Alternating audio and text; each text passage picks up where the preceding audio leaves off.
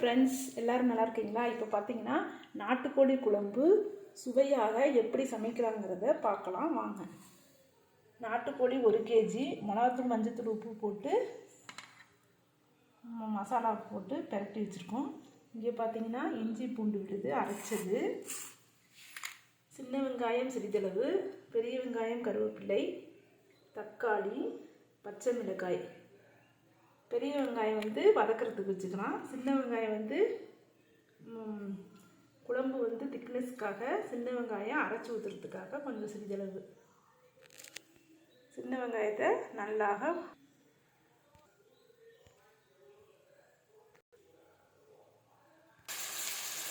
மஞ்சத்தூள், மிளகாத்தூள், உப்பு போட்டு கிளம்புனதை வேக வச்சுக்கணும். சிம்மில் வச்சு நல்லா இதை வேக வைக்கணும் தனியாக. இந்த கடாயில் பார்த்தீங்கன்னா சின்ன வெங்காயம், பெருஞ்சீரகமும் நல்லா வதக்கணும்.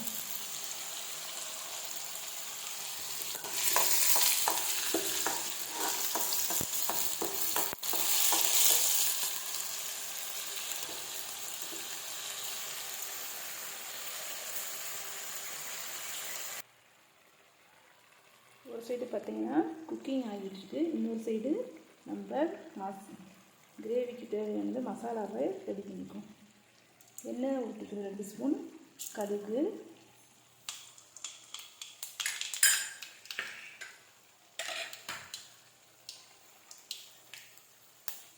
பொரிஞ்சதும் பெரிய வெங்காயம் போட்டுக்கணும்.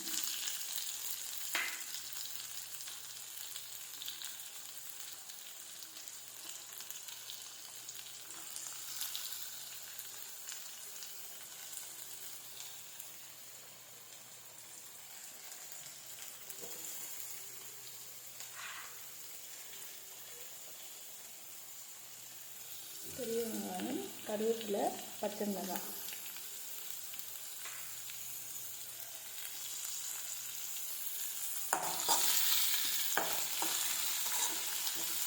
வெங்காயத்தை நல்லா பொன்னிறமாக வதக்கிக்கணும்.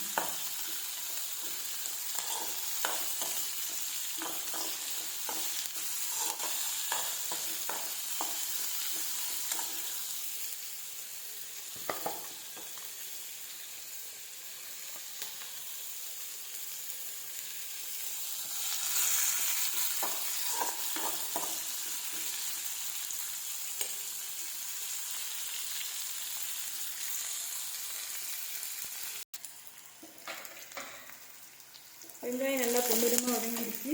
இஞ்சி பூண்டு விழுத போட்டுக்கணும்.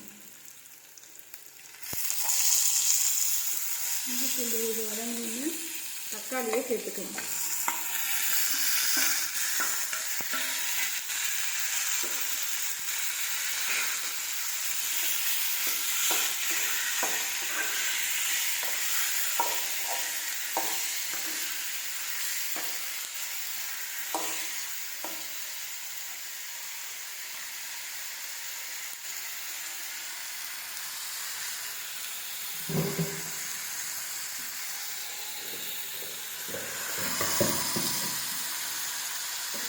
தக்காளி நல்லா வதங்கிறதுக்காக சிறிதளவு உப்பு,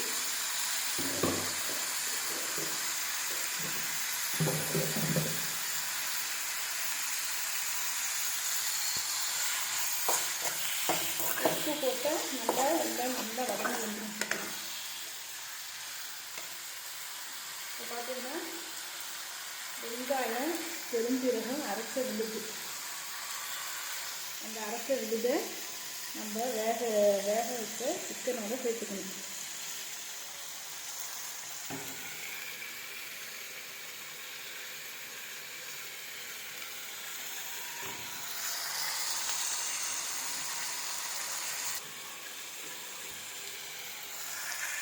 கொஞ்சமாக தண்ணி ஊற்றிக்கணும்.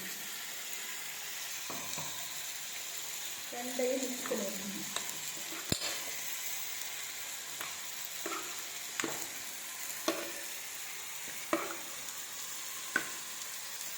தேங்காய் அரைச்சிட்டுனா டேஸ்ட் வந்து நல்லா இருக்காது. அதுக்காக திக்னஸ்க்காக நம்ம வெங்காயத்தையும் பெருஞ்சீரகத்தையும் வதக்கி அரைச்சி ஊற்றிக்கணும்.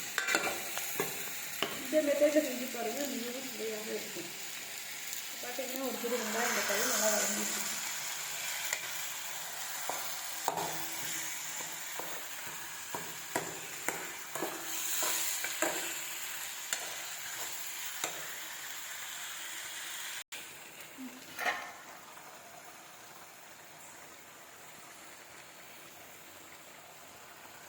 வெங்காயம் இந்த கறி நல்லா வதங்கிடுச்சு. அதையும் இதில் நம்ம சேர்த்துக்கணும்.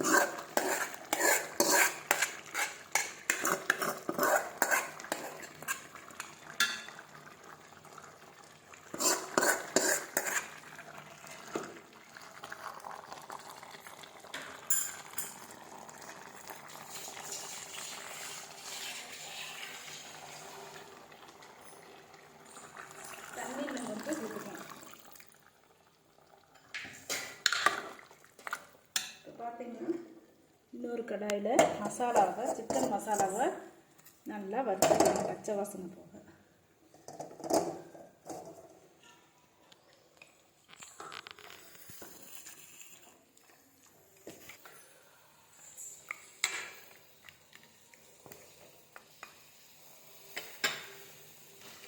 காய்ச்சி சூடு எரிச்சு மசாலா உங்கள்கிட்ட என்ன மசாலா இருக்கோ அந்த மசாலாவை போட்டு வறுத்துக்கணும். அரை பாக்கெட் போட்டால் போதும்.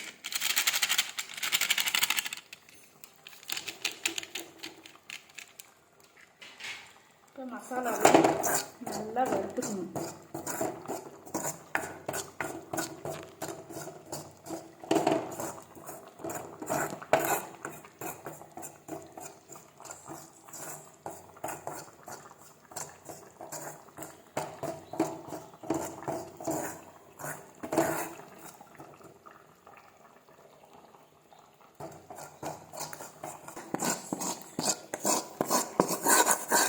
மசாலா வதங்கிடுச்சு. வதங்கின மசாலாவை இதோட சேர்த்துக்கணும். இப்போ குழம்பு நல்லா கொதிச்சிருச்சு. நான் சூப்புக்காக இதை வந்து கோல்டு இருக்கவங்க இந்த சூப்பை குடித்தோம்னா அவங்களுக்கு கோல்டு சீக்கிரம் நீங்கிரும். அதனால இருக்கவங்க இது குடித்தோம்னா அவங்களுக்கு சீக்கிரம் நீங்கிரும், பிரச்சனை நீங்கிரும்.